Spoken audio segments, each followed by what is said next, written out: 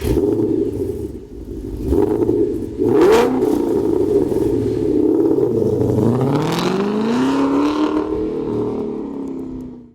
I'm Bill from CJ Pony Parts. Over the years, one of the most popular installations in a Mustang is to change out the rear gears. By going to a numerically higher rear gear, every time the drive shaft turns, the wheels are going to spin faster. It's going to make the car accelerate quicker. So today we're going to show you the basics on how to install rear gears in any 8.8 solid axle Mustang. There's going to be a couple pieces necessary for the installation. We're going to start with the ring and pinion itself. We're going with Ford Racing's 410 ring and pinion for our application. Includes the ring and pinion assembly, along with the pinion nut and the crush collar. You'll also want to pick up an 8.8-inch rear installation kit before you start your installation itself. This kit here is our Supreme kit. It gives you all the bearings, shims, bolts, even the marking compound necessary for installation. In addition to what you see here, you'll also need 3 quarts of gear oil along with friction modifier depending on what carrier you're using. We're not going to do a step-by-step with our normal tool list with this installation. This is not a good first-timer install. We're going to show you the basics of how to do it and the special tools required. You can make up your mind whether you want to try it yourself or pay a professional. On a lot of your late model Mustangs, the cover itself is actually going to tell you what gear ratio is in it. In the case of this car, they've actually been changed before to a set of 430s. The car used to be raised heavily, but since the owner doesn't race it as much, he's going to go a little bit lower and go back to a set of 410s, so that's what we're installing today. You will have to remove the wheels and tires. I always start with the cover, that way you can start draining the oil and then take your wheels and tires off. Once you remove them all, just put the top center one in a little bit, a couple turns so the carrier doesn't come off, and we can pry it off.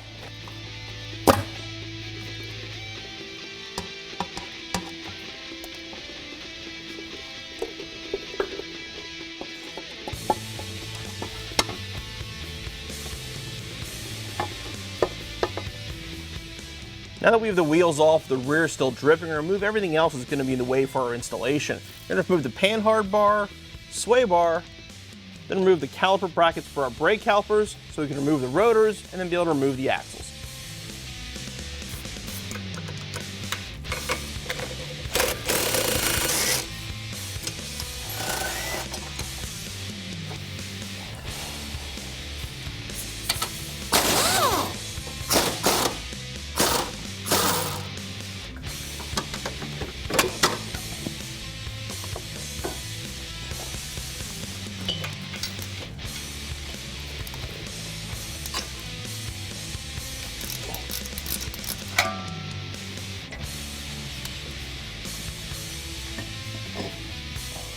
Before you remove the bearing caps off each side here, you're going to want to mark them because you want to make sure they go back in the same spot they were moved.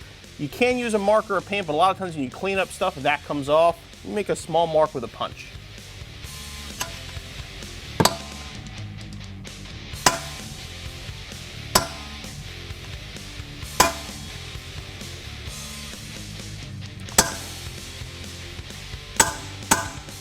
Now do the same thing on our drive shaft.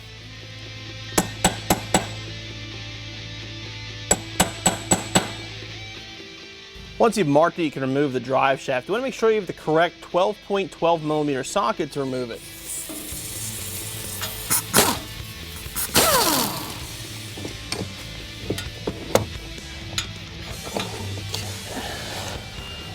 What we're going to do now is tie the drive shaft up and out of the way. If you remove it, fluid's going to come out of the transmission. But putting it out of the way, you don't have to drain the training.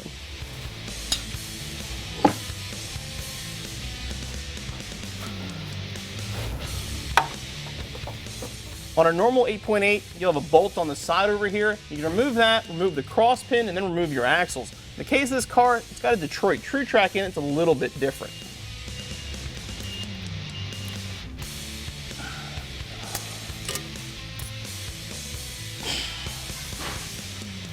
With the snap ring, pull the plate out.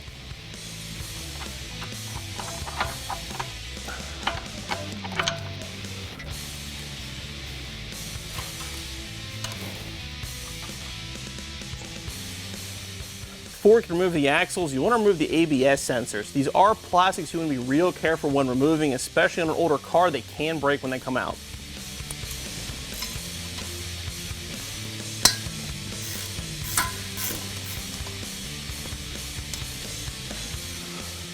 And you want to push the axles in so you can see the C-clips and then again remove them with a magnet.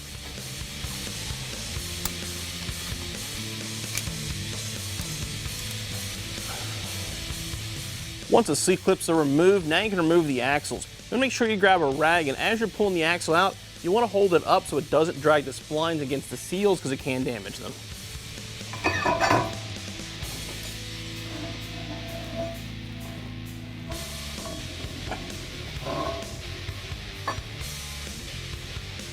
Now we can remove the carrier end caps.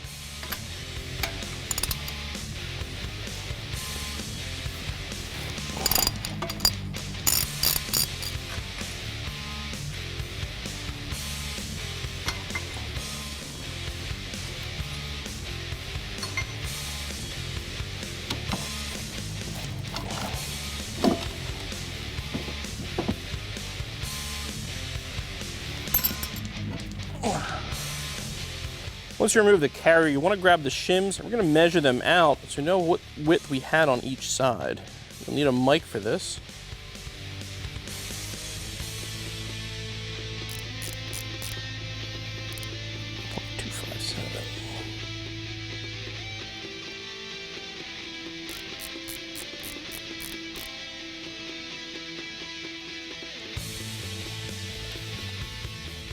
Once the carrier is out, we can move on now and remove the pinion nut.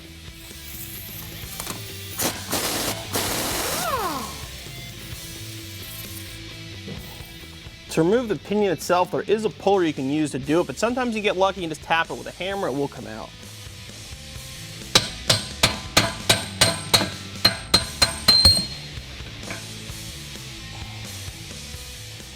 Once the pinion's out, you can remove the pinion seal, and the pinion bearing will come out with it.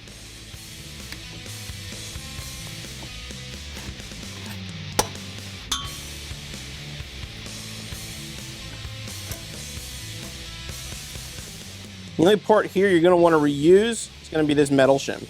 Now you want to grab a large punch so you can work out the bearing races.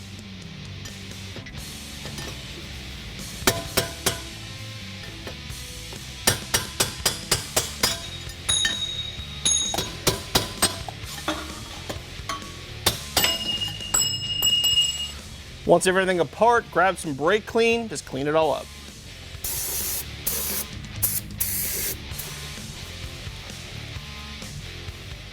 You want to make sure you scrape any remaining gasket material off here. Now we'll give it a quick cleaning with a wheel to make sure we have a good surface for our new gasket.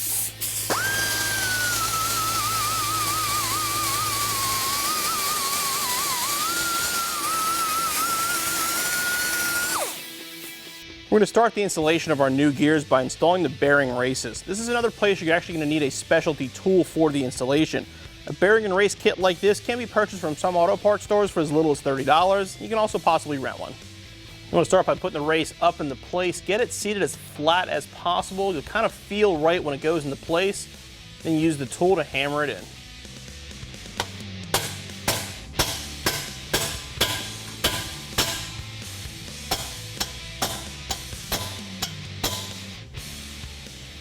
The pinion bearing should slide down on the new pinion. We found with the Ford racing gears, with the coating they use, it doesn't go on smoothly, so cleaning the coating off this area here will make it install a lot easier.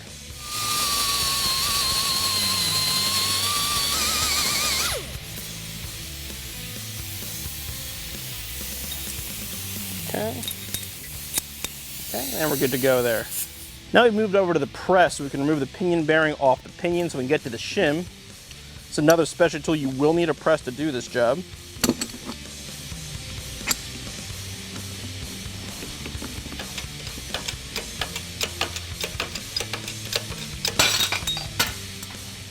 Now we can remove the shim off the old pinion.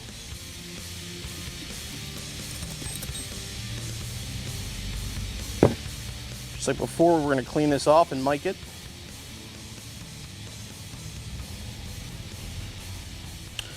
I'll put some anti-seize on the bottom of this so we can install the new bearing.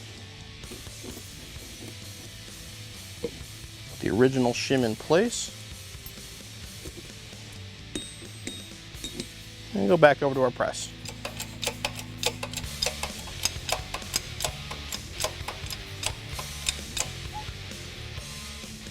Now that our pinion bearing's pressed on, we can install the pinion back in our housing.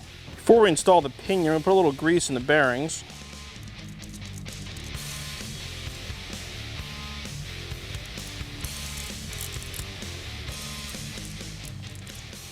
and ready to install.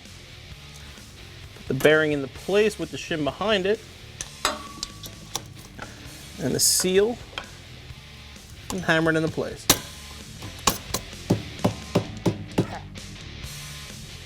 I'm going to prep the flange by first putting some silicone in the splines.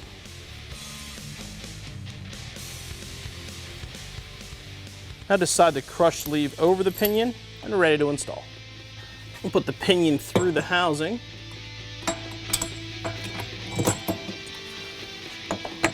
Put the flange up into place and start tightening the nut. Now you want to hold on to the flange and start tightening the nut down so you get rid of the slack in the pinion.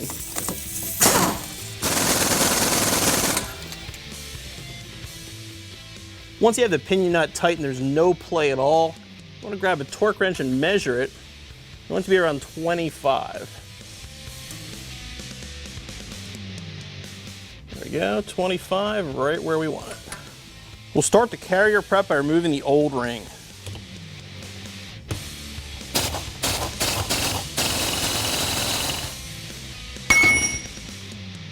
Before you install the new ring, grab one of your old bolts. Just make sure it threads cleanly into all the holes before you install the new bolts, which have the thread locker already on them.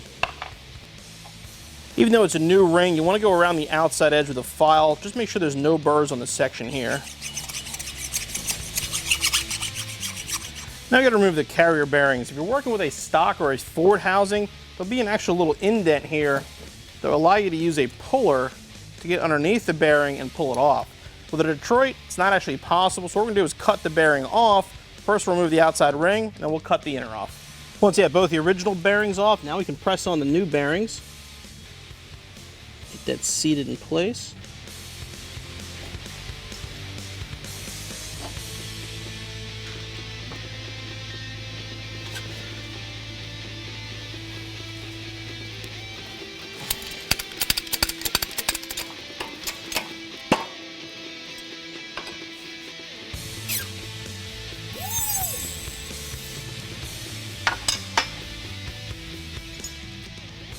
Now we can put the new ring on. Usually it'll slide right over. If not, sometimes you gotta tap it on, but you won't need a press for this.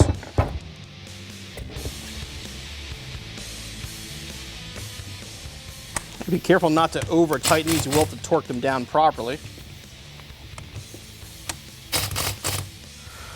What you want to do is just use a pry bar to hold it in place while you torque it.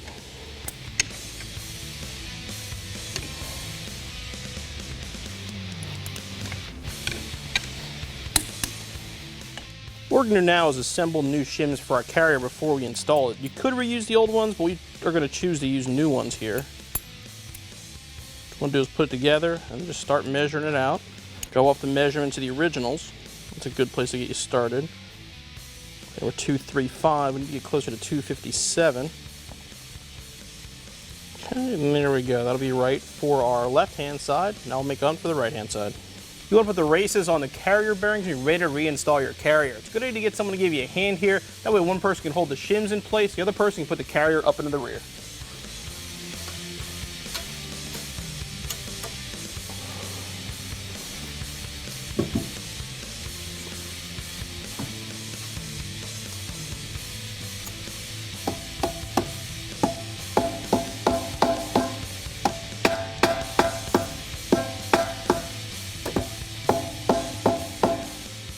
Now you want to grab your dial indicator and check your backlash. Now turn the pinion until you get to 0, and you want to check the play. You want to be between 9 and 11 thousandths. Opinions are going to differ on this. We found keeping in that range is going to be the best for it.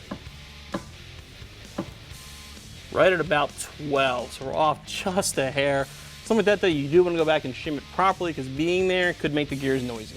Because the number was higher than what we wanted, we took a 3,000 shim from the right side and moved it to the left. If the number's too low, you'll do the opposite. You'll take one from the left side, move it to the right, and then remeasure. And there we go, right at 10. We're ready to put it back together. Before reassembly, you want to remove the fill plug here just to make sure you can get it out.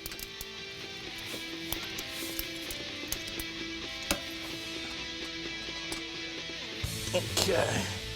Now I'm going to reinstall the end caps, making sure you line them up in the same place you removed them from.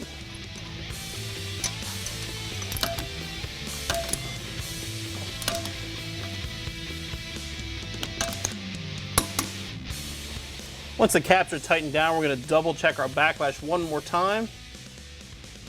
So you're perfect, we're right at 10. Then we're going to use this applied marking compound to check a pattern.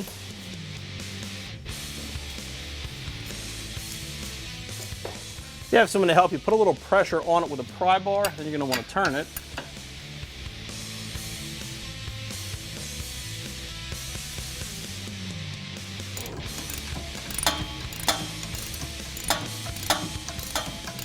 You can see our pattern. Ideally, you're going to have it a little further down, but we do have a nice good pattern across the T, so it should be okay. We're ready to put it back together. Once the carrier is assembled, you can reassemble everything we took apart. We'll start by putting the axles back in.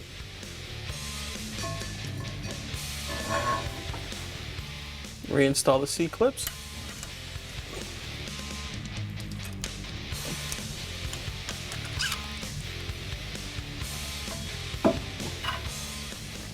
Now reinstall the spacer.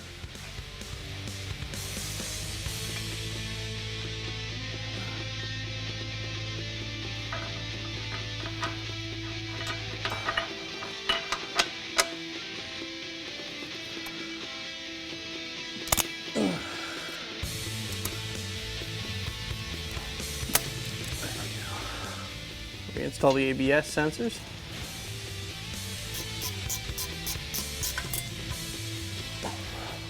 Now rotors and calipers.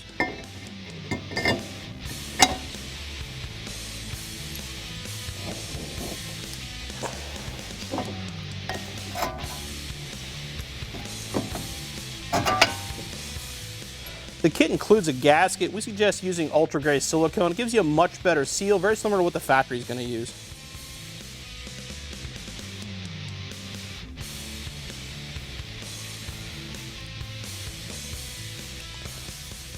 Put the cover back up into place.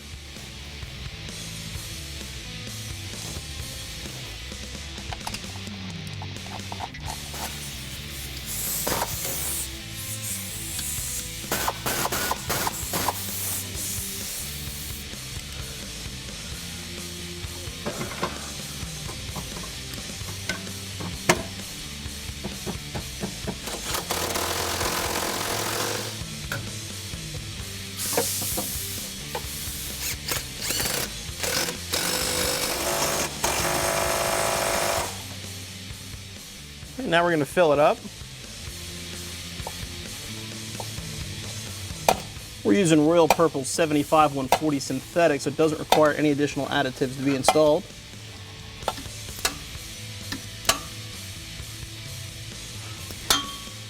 Now we can bolt the drive shaft back to the pinion, reinstall our wheels and tires, and our installation's finished. Our test drive went great and our gears are nice and quiet. As long as you get your backlash set properly and you have a good pattern, you shouldn't have any noise with your installation. Keep in mind when you're finished, you do have to correct your speedometer. If you have a pre-99, you can do that with a speedometer gear. Anything newer, you will require a tuner. Like we said before, this install is not for everybody and does require some special tools. If you do decide to try it, make sure you have the right tools in advance and give yourself the better part of a day for your first installation. Make sure you subscribe to our YouTube channel for more installation videos.